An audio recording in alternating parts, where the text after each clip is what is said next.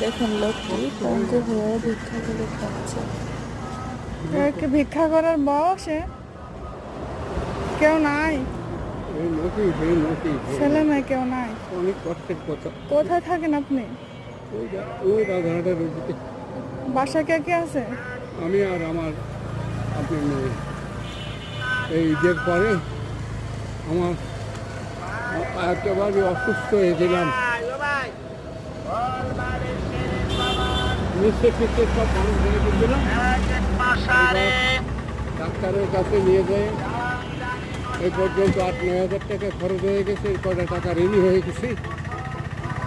ডাক্তারের নিষেধ যে অন্তত 1 মাস 1.5 মাসের আছে, ওটা চলা যাবে না। মাগো কী করবো, আর উপায় নেই না। কেউ নাই, হেল্প করার মতো কেউ নাই। আমি বললাম না রেডি করে দেখা না, সব ছেলে মেয়ে আছে? মেয়ে যদি থাকতো তাহলে মনে রে বলছিলাম। ছেলে কয়টা? আল্লাহ নিয়ে গেছে, 2টা আছে। তা আচ্ছা দাঁড়ান। হ্যাঁ, আর কি হবে আমার দুনিয়ায়? ছেলে মেয়ের জন্য দোয়া করবেন। ওমা আমি দোয়া করি জননী, আমি দোয়া করবো অন্তর থেকে, আমার এই পরিবার থেকে আমার মার জন্য দোয়া করবো। বাসা চলে যান এই রজ্জে আজকাল। আর আর না। আমিও চলে যাবো মা, ঠিক আছে। আমার আর দরকার নেই মা।